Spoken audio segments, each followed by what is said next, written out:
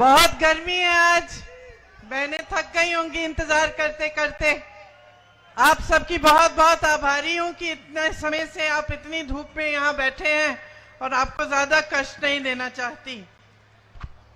श्री सुखविंदर सिंह सुक्खू जी, आपके मुख्यमंत्री जी, मुकेश अग्निहोत्री जी, उप मुख्यमंत्री जी जो हैं, श्री राजीव शुक्ला जी, श्री राकेश कालिया जी, श्री सतपाल रायजादा जी, श्री चंद्र कुमार जी, श्री कुलदीप कुमार जी, मेरे साथी धीरज गुर्जर जी, किशोरी लाल जी, सुदर्शन बबलू जी, रंजीत राणा जी, सुरिंदर ठाकुर जी, लालजी देसाई जी और मंच पर विराजमान सभी नेतागण का मैं सभा में स्वागत करती हूं। शुरू करने से पहले एक बार चिंतपूर्णी माता जी की जय कहिए मेरे साथ। चिंतपूर्णी माता जी की,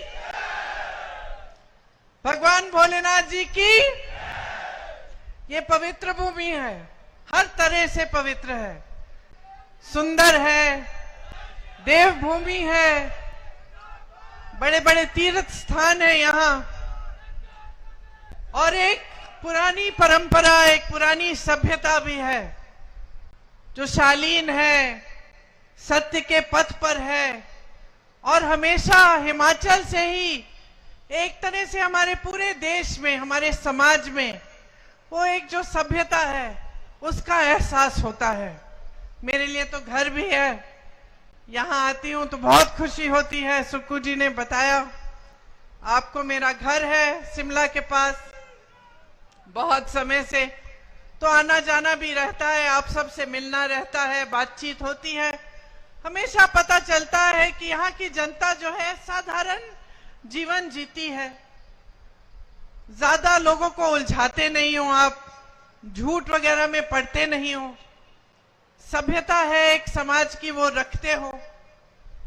और जिससे मिलती हूँ प्यार से मिलता है, हमेशा जहां भी जाऊं, चाहे किसी दुकान में जाऊं, चाहे कहीं भी जाऊं, तो बहुत प्रेम से प्यार से बिठाते हैं, स्वागत करते हैं, और ये आपकी पहचान है। देखिए यहाँ की राजनीति में भी यही सभ्यता रही है, हमेशा से रही है। खासतौर से जो कांग्रेस पार्टी के जो नेता रहे हैं, परमार साहब थे, वीरभद्र सिंह जी थे, सबने बहुत दिल लगाकर और सच्चाई से आपके लिए काम किया।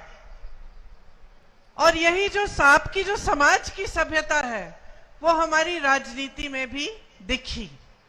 तो हमेशा जब भी कांग्रेस की सरकार रही या कांग्रेस के नेता आपके सामने आए तो हमेशा आपकी सेवा के लिए आए, और इस पूरी गहराई से इनकी समझ थी कि जनता सर्वोपरि होती है, जनता से ऊपर हमारे देश में, लोकतंत्र में कोई नहीं है। इसी तरह से हमने हमेशा आपकी सेवा करने का प्रयास किया। पिछले 2 सालों में जब से हमारी कांग्रेस की सरकार फिर से प्रदेश में बनी, तब से कुछ ऐसी घटनाएं घटी जिनसे आपको खुद ये प्रमाण मिल गया होगा कि कांग्रेस की राजनीति कैसी है और भाजपा की राजनीति कैसी है। आपके यहाँ के सांसद तो हैं ही भाजपा के। सुक्खू जी ने कहा कि 20 साल से सांसद रहे हैं, लेकिन आपके जो सांसदीय क्षेत्र है उसकी ज्यादा तरक्की नहीं हुई, और जितने काम यहाँ हो सकते थे वो हुए नहीं। लेकिन वो बात अलग है।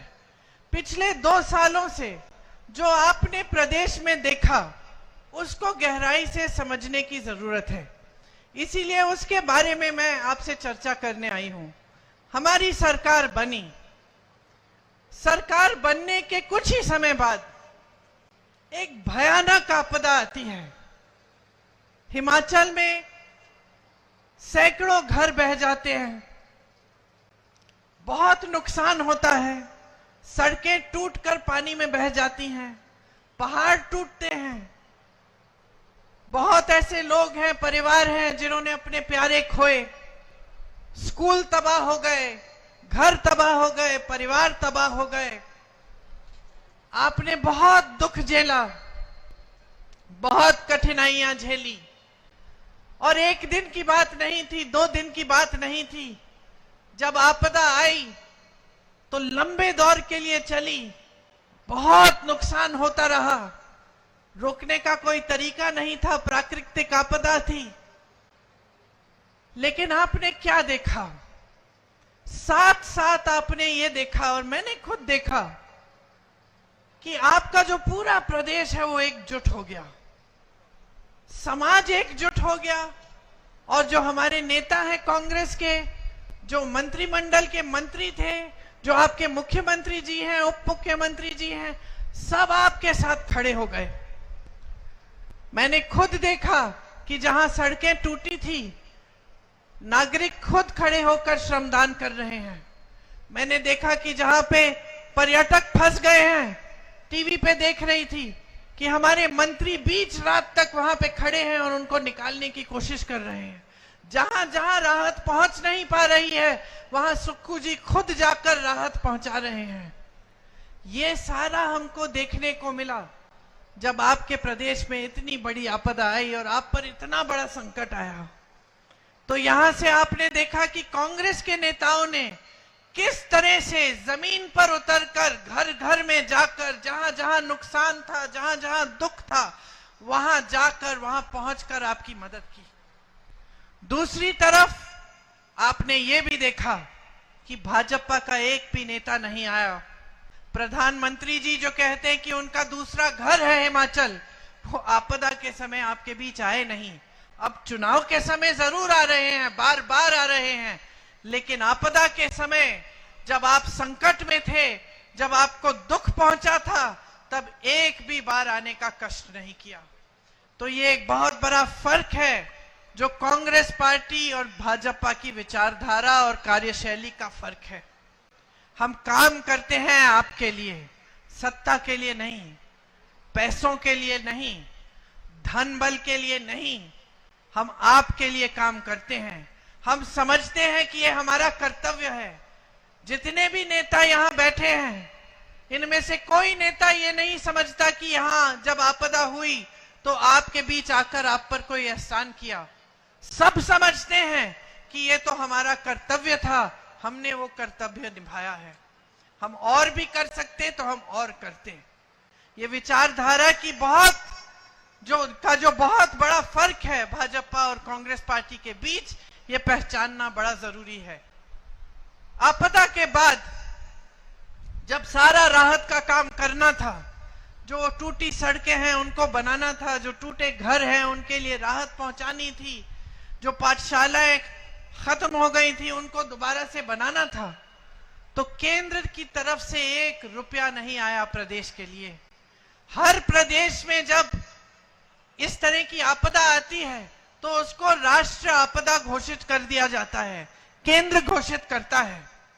इस तरह से केंद्र की सरकार का कर्तव्य बनता है कि राष्ट्र आपदा के लिए वो पैसे भेजे।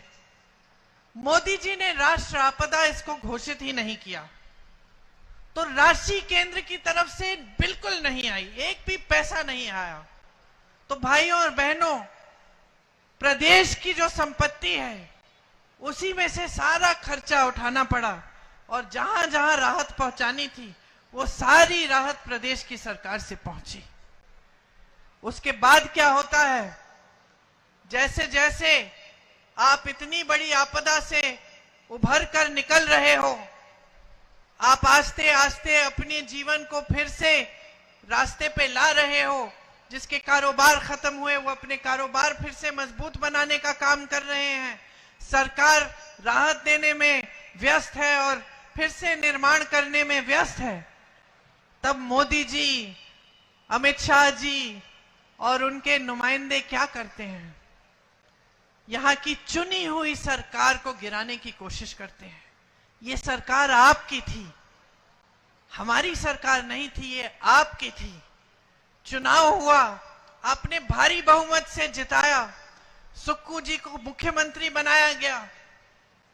आप ही के भाई हैं, आप ही के बेटे हैं, आपके बीच में मिलजुल कर हर समय रहते हैं। आपदा में भी आपकी मदद इन्होंने की।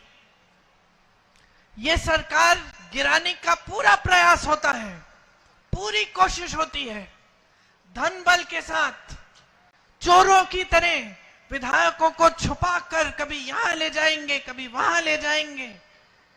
अंधेरी रात में गाड़ियां जा रही हैं, सुरक्षा मिल रही है उन विधायकों को, कोई हेलीकॉप्टर से चंडीगढ़ पहुंच रहा है। पूरा देश ये दृश्य देख रहा है कि हिमाचल की जनता ने अपने लिए एक सरकार चुनी, एक ईमानदार सरकार मिली, एक सच्ची सरकार मिली। और अब मोदी जी के मंत्री और यहाँ के हिमाचल के जितने भी बड़े बड़े भाजपा के नेता हैं, सब धन बल के आधार पर उस सरकार को गिराने में लगे हुए हैं। कितनी शर्म की बात है बहनों और भाइयों कि पूरा देश देख रहा था, देश की सारी मीडिया दिखा रही थी और किसी ने ये नहीं कहा कि ये लोकतंत्र के खिलाफ सबसे बड़ा अपराध देश की जनता, हिमाचल की जनता की आंखों के सामने हो रहा है। सब पत्रकारों ने वाहवाही की कि देखिए मोदी जी हैं तो मुमकिन है ये सरकार भी गिरा देंगे। महाराष्ट्र की सरकार गिराई, कहीं और सरकार गिराई, अब हिमाचल की सरकार भी गिरा देंगे। लेकिन ये हमारे नेताओं की दृढ़ता थी, ये आपका जो समर्थन था कि हमारी सरकार एकजुट रही और 5-6 लोगों के जाने के बावजूद हम दृढ़ रहे, मजबूत रहे। हम आज तक सरकार चला रहे हैं, आपके लिए चला रहे हैं। जिनको जाना था धन बल के आधार पर चले गए। अच्छा है बहनों और भाइयों, सबकी सच्चाई सामने आनी चाहिए। आपने कांग्रेस की सच्चाई देख ली जब आपदा आई, आपने भाजपा की सच्चाई भी देख ली कि मदद करने कौन आया और नकारा किसने। उसके बाद जब सरकार गिराने का काम शुरू हुआ तो भी आपने भाजपा की सच्चाई देखी और कांग्रेस की सच्चाई देखी। और जिन जिन को जाना था, जैसे आपके यहाँ के जो विधायक हैं, वो चले गए। अच्छा है, क्योंकि अब आप उनकी सच्चाई को अच्छी तरह से पहचान गए हैं। आप जान गए हैं कि ये तो हमारे लिए नहीं चलते, ये हमारे लिए नहीं काम कर रहे हैं। जैसे सुक्खू जी ने कहा, सेवा, समर्पण, जनता के प्रति श्रद्धा इनका मकसद नहीं था, इनका मकसद कुछ और था। मकसद कमाई थी, कमाई हो गई, चले गए।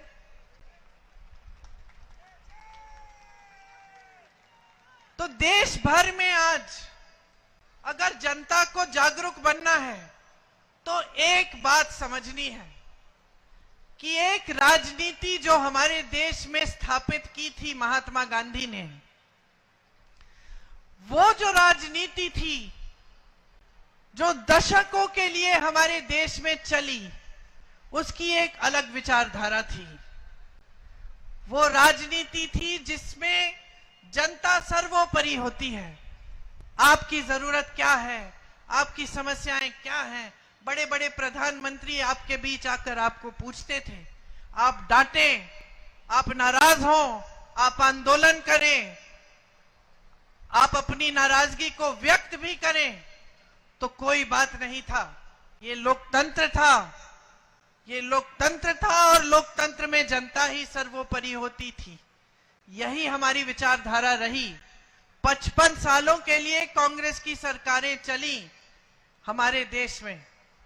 फिर एक नई राजनीति उभरती है, मोदी जी की राजनीति, भाजपा की राजनीति।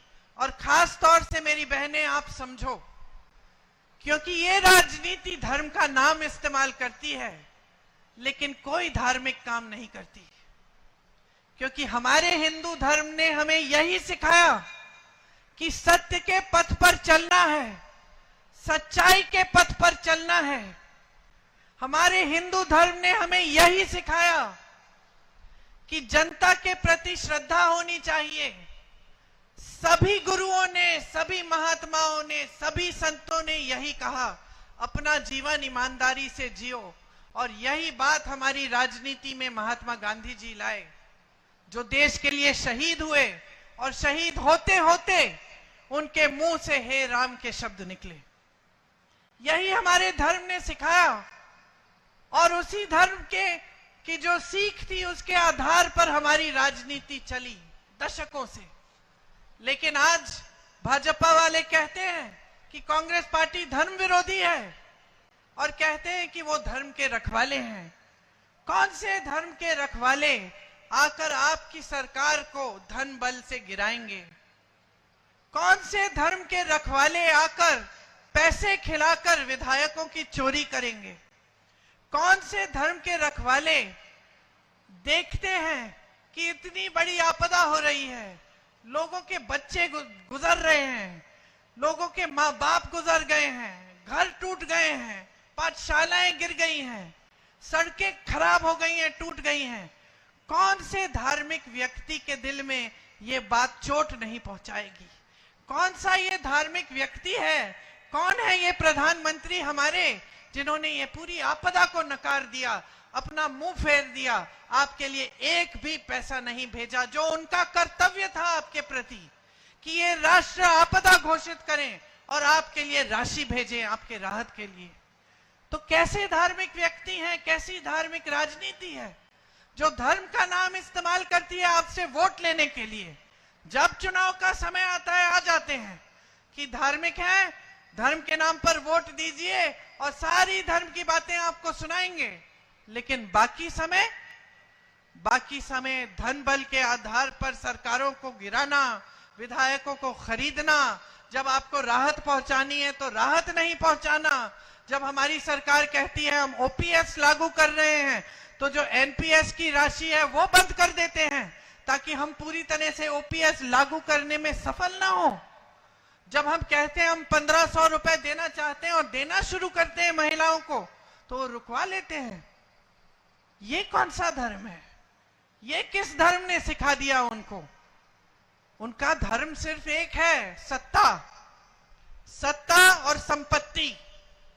55 सालों से कांग्रेस की सरकार रही इस देश में भाइयों और बहनों। 55 सालों में कांग्रेस पार्टी इस दुनिया की सबसे अमीर पार्टी नहीं बनी। 55 सालों में न बन पाई, न किसी ने प्रयास किया बनाने के लिए। भाजपा कितने सालों से है सरकार में बताइए? 10 सालों से। मात्र 10 सालों में भाजपा दुनिया की सबसे अमीर पार्टी बन चुकी है। ये मैं नहीं कह रही हूं, ये इन्हीं के आंकड़े कहते हैं। 60,000 करोड़ रुपए खर्चते हैं ये इन्हीं की अपनी पार्टी पे। 6 उपचुनाव करा रहे हैं, सैकड़ों करोड़ खर्चेंगे, लेकिन आपदा के समय आपके लिए एक पैसा नहीं देंगे। 16 लाख करोड़ रुपए अपने बड़े बड़े खरबपति मित्रों को कर्ज माफ कर देंगे। देश के बंदरगाह, देश के हवाई अड्डे, देश का कोयला, देश की बिजली, देश के सारे कोल्ड स्टोरेज सब अपने बड़े बड़े खरबपति मित्रों को दे देंगे। ये है उनके पास संपत्ति देने के लिए। लेकिन जब देश का किसान रो रहा था, आंदोलन कर रहा था, बैठा था दिल्ली के बाहर, लाखों किसान बैठे, 600 किसान शहीद हुए। जब देश का किसान आत्महत्या करता है क्योंकि 1 लाख रुपए 2 लाख रुपए का कर्ज भर नहीं पा रहा है, तब ये कहते हैं कि हमारे पास इनके कर्ज माफ करने के लिए पैसे नहीं है। ये है इनकी नियत, और इस नियत को समझना बहुत जरूरी है क्योंकि 10 सालों से इन्होंने गुमराह करके रखा है पूरी देश की जनता को। उन्होंने टीवी के समर्थन के साथ, और जितने भी चैनल हैं जो आज बड़े बड़े खरबपतियों के हैं, वो सब वही दिखाते हैं जो मोदी जी चाहते हैं। और इनके समर्थन के साथ इन्होंने सिर्फ आपको झूठ दिखाए हैं कि कितनी अर्थव्यवस्था आगे बढ़ रही है, देश में मोदी जी ने कितनी तरक्की कर दी और किस तरह से जनता खुशहाल है। लेकिन आपका जीवन क्या है? अगर यहां हिमाचल की सरकार आपको राहत नहीं पहुंचाती, ये पहला प्रदेश है जहां दूध पे भी आपको न्यूनतम समर्थन मूल्य मिलता है, अगर यहां आपको राहत नहीं पहुंचाती हमारी प्रदेश की सरकार, तो पूरे देश भर में जिस तरह से किसान गरीब पिस रहे हैं उस तरह से आपकी भी हालत होती। आज देश भर में मेरी बहनें दुकान जाती हैं, कुछ खरीद नहीं पाती, वापस आ जाती हैं आधे सामान छोड़ के। त्योहार आता है तो खुशी के बजाय घबराहट होती है कि हम घर की लिपाई पुताई करनी है, त्योहार के लिए तैयारी करनी है, मेहमान आएंगे, खाना पकाना पड़ेगा, मेहमानों की देखभाल करनी पड़ेगी, कैसे करेंगे? घबराहट होती है। आज तो त्योहार भी कोई खुशी से नहीं मना सकता। किसी की फीस भरनी होती है, बच्चों की फीस भरनी है, बच्चों को ट्यूशन कराना है, कोई परीक्षा करानी है, कर्ज लेना पड़ता है, खेत में नुकसान होता है, मुआवजा नहीं मिलता, 2-3 दिन की दिहाड़ी नहीं मिलती तो मजदूर खाली पेट सोते हैं, बच्चों को खिला नहीं पाते हैं। गैस के सिलेंडर पे इन्होंने ये बैठकर, जब 400 रुपए का हुआ था, बैठकर इन्होंने प्रेस से वार्ता की। आज जब 1200 रुपए का हो गया है तो ये कहते हैं कि आपके लिए एक स्कीम लाए हैं कि चुनाव के समय 100 रुपए कम कर देंगे। कट गए हैं एकदम आपसे। आपके ये जो सांसद हैं ये भी दिखते कहां हैं आपको? आपको जब जब दिखते हैं तो कहीं सूट बूट में पहने हुए, कहीं दिल्ली के बड़े होटलों में या दिल्ली के बड़े महलों में बड़े बड़े सेठों के साथ आपके बीच आते हैं। और ये क्या, मोदी जी खुद नहीं आते? मोदी जी की जो सांसदीय क्षेत्र है वाराणसी, वहां मैं आती जाती हूं। वहां पूछिए, किसी गांव में नहीं गए, किसी से हालचाल नहीं पूछा। तो ये इनकी जो राजनीति है, जो विचारधारा है, एकदम अलग है। एक थी इंदिरा गांधी, प्रधानमंत्री थी, अपने एक संसदीय क्षेत्र में गांव गांव जाकर जनता से मिलती थी, पैदल जाती थी, जनता डांट देती थी, उन्हें कोई परवाह नहीं थी। डांट खाती थी, कहती थी अच्छा है, जागरूक है ये जनता, और दिन रात काम करती थी। शहीद हुई तो शायद आपको मालूम नहीं होगा, जब शहीद हुई तो मेरे पिताजी को उनके कमरे में एक पर्चे पे लिखा मिला कि अगर मुझे कुछ हो जाएगा तो जब मेरे अंतिम संस्कार होंगे तो मेरी जो अस्थि है वो संगम में, इलाहाबाद में, आधी वहां डाल देना और आधी हिमालय के पर्वतों पे डालना, क्योंकि मैं हिमालय के पर्वत में जो बर्फ है उसके साथ मैं घुलना चाहती हूं। एक ये विचारधारा कि ये देश है मेरा, ये देश की धरती है, मुझे इस देश की धरती में घोल डालो। और दूसरी विचारधारा कि देश की जनता की आवाज है, देश की जनता एक सरकार को चुनती है और आप 100-100 करोड़ दे देकर विधायकों को चोरी करके उस सरकार को गिराने में लगे हैं। और फिर आप धर्म की बात करते हैं। महंगाई बढ़ती चली जा रही है, आपके मुंह से महंगाई शब्द नहीं निकलता। बेरोजगारी चरम पे है, आप कह रहे हैं कि अर्थव्यवस्था मजबूत हो गई है। मोदी जी आते हैं, आपको बड़ी बड़ी बातें सुनाते हैं, और सच्चाई क्या है? सच्चाई यह है कि आज देश में 70 करोड़ लोग बेरोजगार हैं। सच्चाई यह है कि आज का नौजवान शिक्षित है, कि गरीब से गरीब परिवार आज चाहता है कि पहले मेरे बच्चे की पढ़ाई पूरी होनी चाहिए। वो उसके लिए मेहनत करता है, खून पसीना बहाता है, कर्ज लेता है, कुछ भी करता है। तो तमाम बच्चे आज शिक्षित हैं, किसी की बीटेक, किसी की बीएससी, शिक्षित है, लेकिन किसी के पास रोजगार नहीं है, नौकरी नहीं है। तो आप सोचिए, जो परिस्थितियां मोदी जी ने 10 सालों से इस देश में बनाई है, क्या है? लोकतंत्र का नाम और निशान नहीं रहा। जहां सरकारें चुनी जाती हैं वहां गिराई जाती हैं धन बल से। जहां लोग उठते हैं, अपनी आवाज उठाते हैं, प्रदर्शन करते हैं, किसानों की तरह उन्हें दबाया जाता है। नौजवानों की यह परिस्थिति हो गई है कि कोई किसी को रोजगार मिलने की आशा भी नहीं है। अग्निवीर जैसी स्कीम लाते हैं, अग्निवीर जैसी स्कीम जिससे बच्चा सेना में जाएगा, देश की रखवाली करने के लिए 4 साल बाद घर आके फिर से बेरोजगार हो जाएगा। शहीद होगा तो शहीद का दर्जा भी नहीं मिलेगा, माता पिता को शहीद का पेंशन भी नहीं मिलेगा। जो अधिकारी हैं हमारे, उनको देखिए, जो सेना में काम करते हैं उनको देखिए। ओआरओपी की स्कीम कांग्रेस पार्टी लाई, 1 रैंक 1 पेंशन। इन्होंने क्या किया? 1 रैंक और अलग अलग पेंशन। जिसको चोट लग जाएगी सीमा पे, टांग कट जाएगी या कुछ हाथ पैर खो देंगे, उनके लिए कोई पेंशन ही नहीं छोड़ा, हटा दिया वो पेंशन। अलग अलग पेंशन बना दिए। शहीद, अगर अग्निवीर शहीद होता है तो इसके लिए कोई पेंशन नहीं, कोई और अफसर शहीद होगा, बड़े घर का होगा, तो उसके लिए पेंशन सही। तो हर स्तर पर, हर जगह इन्होंने जनता के साथ विश्वासघात ही किया है। महंगाई बढ़ती जा रही है, रोकने के लिए कोई इंतजाम नहीं है। हम जहां जहां हमारे प्रदेश हैं, यहां पे आपके लिए 1500 रुपए महिलाओं के खातों में ये शुरू कर रहे हैं हम काम। अलग अलग प्रदेशों में हम 2-2 हजार रुपए डलवा रहे हैं, कर्नाटका में, तेलंगाना में भी डलवा रहे हैं।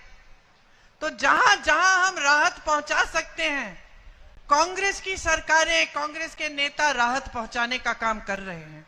और जहां जहां मुसीबतों को बढ़ाने का काम है, वहां आपको भाजपा के नेता मिलते हैं, क्योंकि उनका एक ही मकसद है, सत्ता किसी भी हालत में, किसी भी तरह से अपने हाथों में रखना। अब चुनाव में आपके सामने आते हैं तो फिर से वही बहकी बहकी बातें, आपके ध्यान को भटकाने वाली बातें शुरू हो गई। फिर धर्म की बात, फिर वही बातें कि कांग्रेस पार्टी आपके मंगलसूत्र चुरा लेगी। अरे 55 सालों से हमारी सरकारें रही, किसी ने आपके मंगलसूत्र चुराए? इंदिरा जी ने तो अपने गहने देश को दिए थे जब जंग थी। मेरी माता जी का मंगलसूत्र देश को कुर्बान हुआ है, मेरे पिता शहीद हैं। और ये लोग कहते हैं हम आपके मंगलसूत्र चुराएंगे। गुजरात गए, मोदी जी कहने लगे कि आपकी 2 भैंसें हैं तो कांग्रेस वाले 1 भैंस चुरा लेंगे। ये फिजूल की बातें हैं। हम लोग हंस लेते हैं, जनता तो हंस रही है, लेकिन गहराई से देखें तो देश के प्रधानमंत्री हैं। यही उनकी सभ्यता है कि चुनाव के समय आकर आपके सामने इधर उधर की बातें करें, महंगाई की बात न करें, बेरोजगारी की बात न करें, यहां आपदा हुई, यहां राहत दिलवाने की बात न करें, आपकी समस्याएं जो है उनको हल करने की बात ही न करें। इतना अहंकार हो गया है कि अपने आप को देवता समान समझने लग गए हैं। और इतना अहंकार हो गया है कि सोचते हैं कि चुनाव में भी धर्म का नाम लेके हमें बार बार वोट तो मिल ही जाएंगे, हमें काम करके दिखाने की कोई जरूरत नहीं है। तो अब ये पूरा सिलसिला कौन बदलेगा? कौन बदलेगा? हम सब तो हाजिर हैं, लेकिन जब तक आप जागरूक नहीं बनेंगे, जब तक आप नहीं तय करेंगे कि जिस तरह से आपने अपना समाज सभ्य रखा है, उस तरह से आप एक सभ्य राजनीति भी इस देश में फिर से स्थापित करना चाहते हैं, तब तक कुछ नहीं बदलेगा। सुक्कू जी ने कहा कि हमारी सरकार है, प्रियंका जी ने बनाई ये सरकार। नहीं, प्रियंका जी ने सरकार नहीं बनाई, सरकार आपने बनाई। मैं तो सिर्फ आपकी आवाज उठाती हूं, मैं तो सिर्फ आपको आईना दिखाती हूं कि देखिए ये हो रहा है देश में, इसको रोकिए, शक्ति आपके हाथों में है। हम सब आपके नुमाइंदे हैं, हम आपके प्रतिनिधि हैं, हम लड़ाई लड़ने के लिए तैयार हैं और हम रोज लड़ रहे हैं। यहां हमारी सरकार का एक एक मंत्री, एक एक सदस्य, मुख्यमंत्री जी, उप मुख्यमंत्री जी लड़ रहे हैं। इनकी सरकार पे हमेशा खतरा रहता है, लेकिन ये खड़े रहते हैं, लड़ते रहते हैं, आपके बीच आते रहते हैं। वहां दिल्ली में राहुल गांधी जी 4000 किलोमीटर कन्याकुमारी से कश्मीर पैदल चले, मणिपुर से मुंबई चले, सिर्फ आपकी समस्याओं को समझने के लिए और आपके बीच आने के लिए, सिर्फ ये कहने के लिए कि जिस देश की रक्षा आपके बेटे सरहद पे कर रहे हैं, वो देश एक है, एकजुट रहना चाहिए और उस देश की एकता बनी रहनी चाहिए। राहुल जी को घर से निकालते हैं, संसद से निकालते हैं, तमाम उन पर केस डालते हैं, लेकिन पीछे नहीं हटते, खड़े रहते हैं, लड़ते रहते हैं। हम सब लड़ेंगे और लड़ते रहेंगे आपके लिए। हम इस देश के लोकतंत्र, इस देश के संविधान पर आंच नहीं आने देंगे, लेकिन हमारे साथ आपको लड़ना पड़ेगा, आपको भी जागरूक होना पड़ेगा।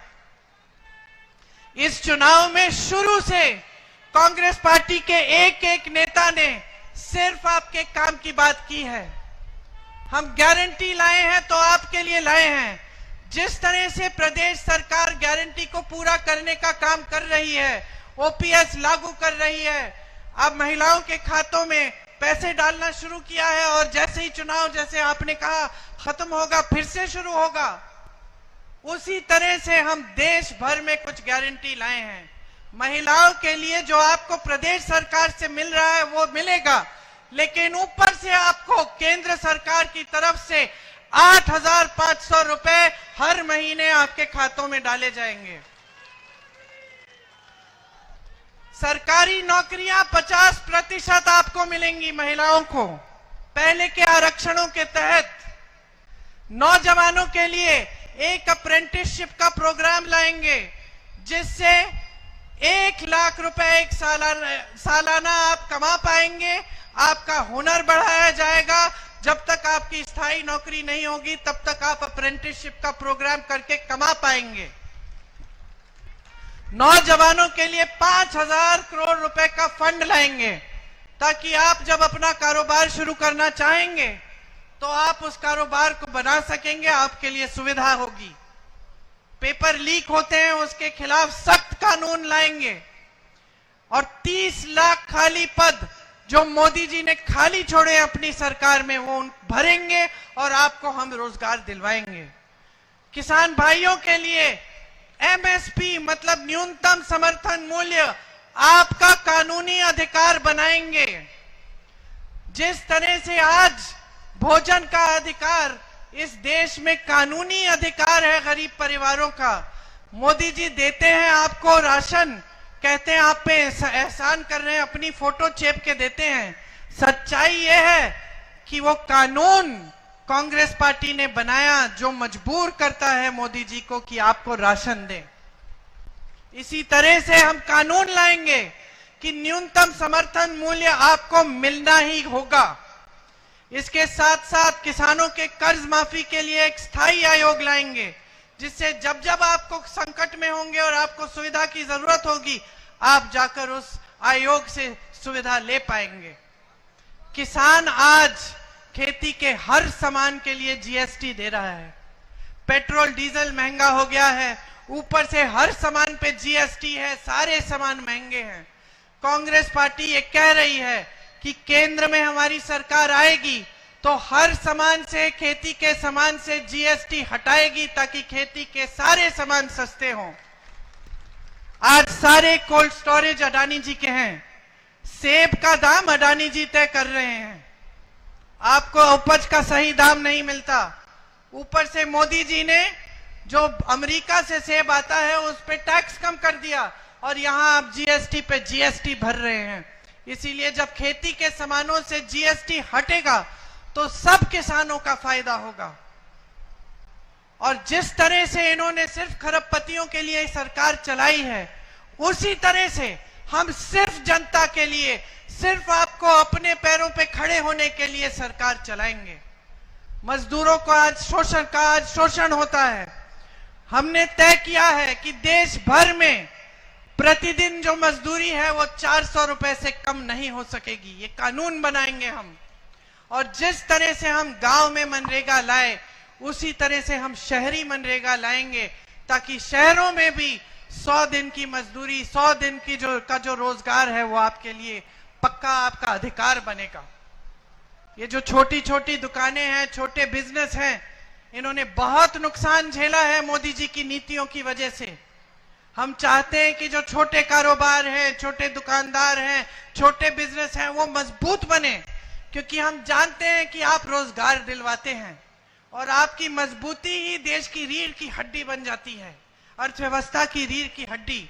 हम आपको मजबूत बनाने का काम करेंगे। नोटबंदी और जीएसटी जैसी जो फिजूल की नीतियां हैं, जिन्होंने आपकी कमर तोड़ी है, उन सबको हम आपके लिए दुरुस्त करेंगे, ताकि आपके कारोबार फिर से अच्छी तरह चल पाएं।